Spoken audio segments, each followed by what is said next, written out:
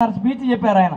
అంటే చంద్రబాబు నాయుడు గారు ఎలా మోసం చేశాడు, ఎంతెంత పథకాలు ఇస్తా అన్నాడు, దాని గురించి మొత్తం క్లియర్గా ఆ వీడియో ఓపెన్ అక్కర్లా చూస్తారు. నాలుగోది ఓపెన్ చేయి, ఇలా వీడియో ఓపెన్ అవుతుందండి. దాని మీద నొక్కగానే జగన్ గారు మాట్లాడిన వీడియో అంతా ఓపెన్ అవుతుంది. నాలుగోది బయటికి వెళ్ళాను. నాలుగోది ఏమనుంది, సిబిఎన్ బైట్స్ అని ఉంటుందండి. అంటే బాండ్ నేను ఇచ్చాను లేదు నాకు తెలియదు, నా కార్యకర్తలు సంతకం దొంగతనం చేసి ఇచ్చేశారు అంటాడేమో. ఆయన నోటితో మాట్లాడిన వీడియోలు కొద్దిగా చూడండి. మొదటి వీడియో, 15,000 ఆంక్షలు లేవు, కటింగ్ లేదు, పూర్తిగా ఇచ్చే బాధ్యత మాదని మా ఆడబిడ్డలకు పిల్లలకు అందరికి విజ్ఞప్తి చేస్తున్నా.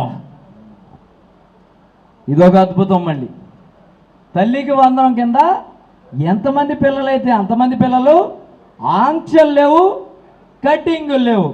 నోట్ చేసుకోవాలి ఇది మనం. ఇప్పుడు 300 యూనిట్లు దాటితే ఏమైంది, కటింగ్ అయింది. ఇంట్లో చదరపు అడుగులు పెరిగితే ఏమైంది, మరి ఇవన్నీ కటింగులు కదా, ఆంక్షలు కదా? అంటే ఆంక్షలు ఉంటాయి, కటింగులు ఉంటాయి. ఇది కూడా ఎవరిని అడిగితే మా ఇంట్లో అమ్మఒడి ఎందుకు రాలేదంటే, అటు తెలుగుదేశం వాడైతే ఏం చెప్తాడు మీ ముందు, మాకు ఇవన్నీ ఉన్నాయి కాబట్టి రాలేదంటే, బాబు మన బాబు గారే చెప్పారు ఆంక్షలు లేవు, కటింగులు లేవు అన్నారు. మరి నీకు ఎందుకు కట్ అయిందిరా బాబు అని చూపిస్తాం, నీకు రావాల్సిన బాకీ ఏదిరా బాబు అని చూపిస్తాం.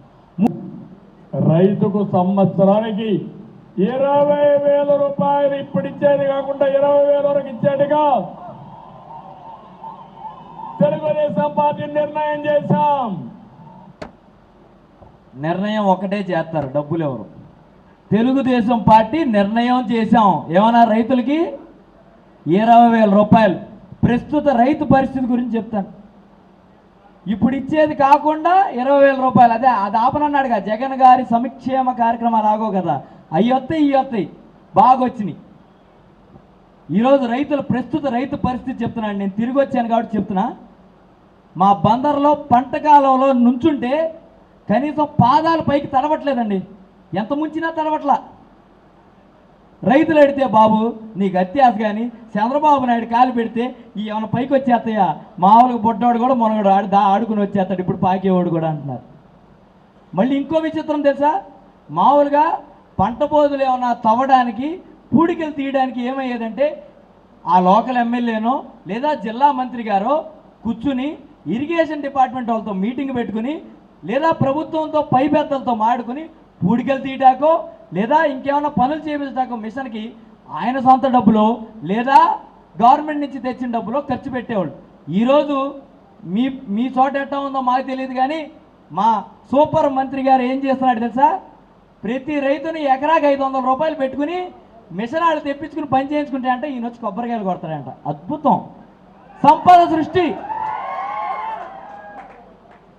ఇంకోటి మీకు గుర్తు చేస్తే, ఇన్సూరెన్స్, పంటకి ఇన్సూరెన్స్, జగన్ గారు ఇన్సూరెన్స్ డబ్బులు కట్టి మనకేమన్నా పంట పోతే డైరెక్ట్గా మన అకౌంట్లో డబ్బులు పడాయి.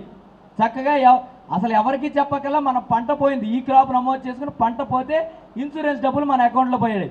ఇప్పుడు దరిద్రం ఏంటో తెలుసా, మనం రైతు 830 రూపాయలు కట్టుకుని ఇన్సూరెన్స్ తీసుకుంటే అప్పుడు పంట పోతే పడుతుందంట.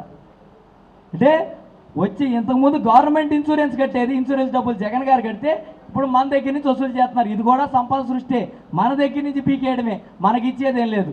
అక్కడ చూస్తేనేమో 20,000, అది కాకుండా జగన్ గారు ఇచ్చేవి కూడా ఇస్తా అంటాం. ఇవన్నీ జనాలకి తెలియజేయాల్సిన బాధ్యత మనందరిపైన ఉంది. ఈ 3 వీడియోలు తర్వాత ఒకసారి ఓపెన్ చేయండి కింద.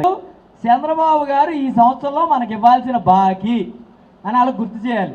ఎవడైనా తెలుగుదేశం వాడు తొలి అడుగు అని మన ఇంటికి వచ్చినప్పుడు అడుగు తర్వాత ఎడుదు కానీ ముందు ఇది ఇవ్వు అని అడగాలి. తొలి అడుగు తర్వాత ముందు అడిగి ఈ డబ్బులు అని మనం అడగాలి. ఎంత ఊపుతో కేరింతలు కొట్టారో అంత ఊపుతో ప్రతి ఇంటికి వెళ్ళాలి బాబాయ్, ప్రతి ఒక్కళ్ళు కొద్దిగా. ఎందుకంటే మన జనాలు ఎట్లా ఉంటారంటే, మీరందరూ ఇంద్రా సినిమా చూసారా? ఇంద్రా సినిమా చూసారా? చిన్న పిచ్చయ్యా పెద్ద పిచ్చయ్యా అని ఇద్దరు వస్తారు. చెప్తున్నాను, మామూలుగా ఉదాహరణకు చెప్తున్నాను. ఇద్దరు వస్తారు. చిరంజీవి గారు వచ్చి మా బోటు ఎంత రేట్ అండి, ఫిక్స్డ్, దీనికి మించి తగ్గమంటారు. వాడు వస్తాడు, మాది తినాలి మీది తినాలి ఫ్రీ అంటాడు, అవునా? ఇంకోటి వస్తాడు, కారోడు వస్తాడు, మాది తినాలి మీది తినాలి ఫ్రీ అంటాడు. తర్వాత ఒక పెద్ద ఆయన దగ్గరికి వెళ్తారు, పండిట్ అని, మా చంద్రబాబు నాయుడు గారు. ఆయన దగ్గరికి వెళ్ళంగానే, ఓహో వీళ్ళు అక్కడి నుంచి వచ్చారా, వీళ్ళకి ఏ పూజ అయినా ఫ్రీ అంటాడు. తర్వాత ఏం చేస్తారు? మెళ్ళలో ఉన్న నగలు లాగేసి నీకెంత నీకెంత నీకెంత నీకెంత నీకెంత నీకెంత. మన చంద్రబాబు గారు, లోకేష్ గారు, చంద్రబాబు గారు ఇల్లు మన మన నగలన్నీ నగలంటే ఏంటి? 5 ఏళ్ల అధికారం, దాంట్లో మట్టిలో, మందులో, ఈట్లో అట్లా వచ్చే సంపద. నీకెంత నీకెంత నీకెంత. చివరికి లెక్క తేల్చాక ఎవరు రావాలి? జగనన్న వచ్చాకే లెక్కలన్నీ తేల్తాయి. అది సినిమా కదా, చిరంజీవి గారు తక్కువని వచ్చేస్తాడు. కానీ ఇది సినిమా కాదు, ఇది వ్యవస్థలో మనం వెళ్ళాలంటే జగన్ గారి సైన్యం అని జగన్ గారి జెండా పట్టే ప్రతి ఒక్కళ్ళం ప్రతి ఇంటికి వెళ్ళి ఆ పెదపిచ్చే చిన్నపిచ్చే మోసాలన్నీ చెప్పాలి. చెప్పడానికి మీరందరూ కదలాలి. కదిలి ప్రతి ఇంట్లో మీరు చైతన్యం తీసుకురావాలి. ఏమని? అరే ఆడు మీ ఇంటికి వచ్చే ముందు నిన్ను రెచ్చగొడతలా, నీకు చంద్రబాబు చెప్పిందే నిన్ను అడుగుతున్నాను, నేనేం కొత్తది అడగట్లా. సూపర్ 6లో చంద్రబాబు గారు చెప్పింది, నీ ఇంటికి 1,00,000 2 లక్షలు మాట ఇచ్చాడు, ఆ 2 లక్షలు ఎప్పుడు వస్తాయి అని అడుగు, డేట్ అడుగు, లేకపోతే వడ్డీ కట్టుకోనా అని అడుగు అని చెప్పండి. నెలసరి రూపాయి కట్టుకోమంటావా, 2 రూపాయలు కట్టుకోమంటావా, వడ్డీ ఎంత కట్టమంటావా అని అడగమనండి. ఇది ఒక్కటే ప్రతి ఒక్కళ్ళ దగ్గరికి మీరు వెళ్ళి చెప్పాల్సిన పని. ఈ ప్రోగ్రాంలో మీకు ఏమైనా డౌట్స్ ఉంటే అడగండి. నేను చెప్పినవన్నీ మీకు అర్థమైనాయండి? ఒక్కొక్కటి ఓపెన్ చేస్తే మనం ప్రతి ఇంటికి వెళ్ళినప్పుడు ఎవరైనా చంద్రబాబు గారు అనలేదంటే మనం ఏం చేయాలి? ఏమేయాలి? వీడియో వేసి చూపించాలి. లేదు చంద్రబాబు గారు మాకెంత మోసం చేశారో మాకు తెలియదండి చెప్పండి అంటే ఏం చేయాలి? చిట్ట చివరిగా ఉన్నది చంద్రబాబు వల్ల నీ ఇంటికి కలిగిన మోసం ఎంత అని చిట్ట చివరిగా ఉన్నది ఓపెన్ చేస్తే వాళ్ళ ఇంట్లో ఎంతెంత మంది ఉన్నారో చూసుకుంటే ఎంసెట్ ర్యాంక్ మనం హాల్ టికెట్ నెంబర్ కొట్టంగానే ఎట్టా వచ్చేస్తుందో అట్టా వీళ్ళ ర్యాంకులన్నీ వచ్చేస్తాయి. ఎవరి ర్యాంక్ వాళ్ళది, సపరేట్ కుటుంబానికి. చిట్ట చివరిగా ఒకటి చెప్పాలనుకున్నా, మీ అందరికీ ప్రోగ్రాం అర్థమైందని అనుకుంటున్నాను. ఈరోజు అంటే దారిలో వదిలిని తీసుకొస్తా, ఆవిడ యూట్యూబ్లో మా వాడు ఉన్నాడు, సొల్లు రవీంద్ర అని వాడు ఉన్నాడు. అతను లేదు నేను చెప్పేది అతను మాట్లాడే దారిలో వింటా వస్తుంది.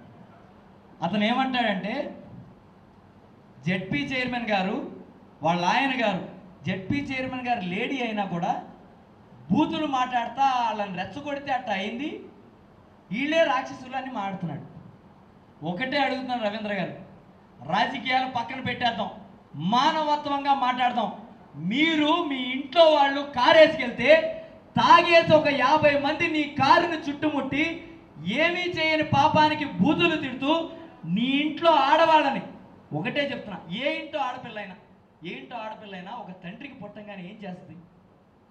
నేను జాగ్రత్తగా పెరగాలి, మా నాన్న పరువుగా నన్నిచ్చి ఒక ఇంటి వాడికి ఇచ్చి చేయాలి, నేను బతికినంతకాలం గౌరవంగా బతకాలని జాగ్రత్తగా బతికే ఒక ఆడపిల్లని ఎవరు అనకూడని వినకూడని మాట ఎవడైనా అంటే కట్టుకున్న భర్త ఉప్పు కారం తినేవాడు ఎవడైనా చూస్తూ కూర్చుని ఉంటాడా?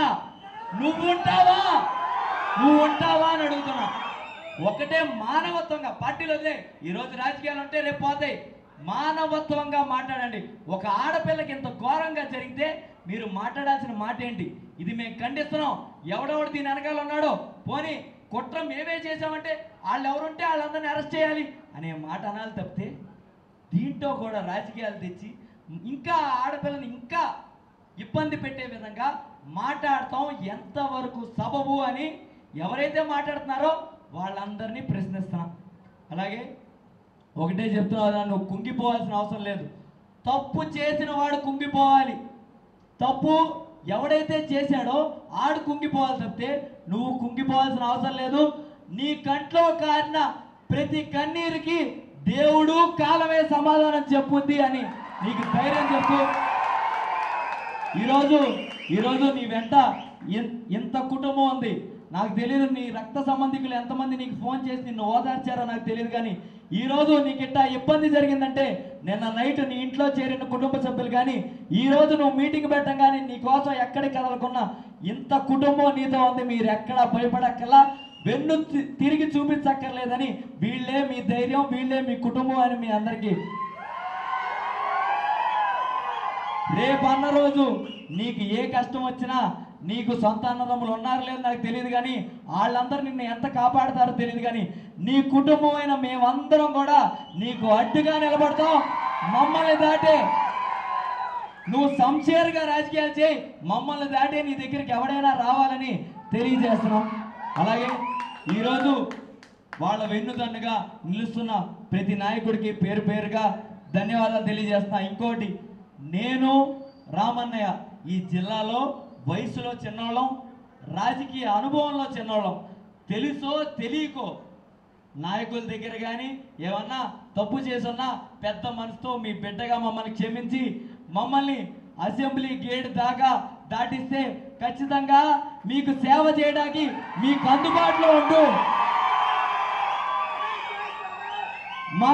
మా జెండా మోసి మా కష్టాల్లో మా కోసం నుంచున్న ఏ ఒక్కరిని మర్చిపోవని ఈ సభ ద్వారా మీ అందరికీ తెలియజేస్తూ సెలవు తీసుకుంటున్నాను. జై జై జగన్.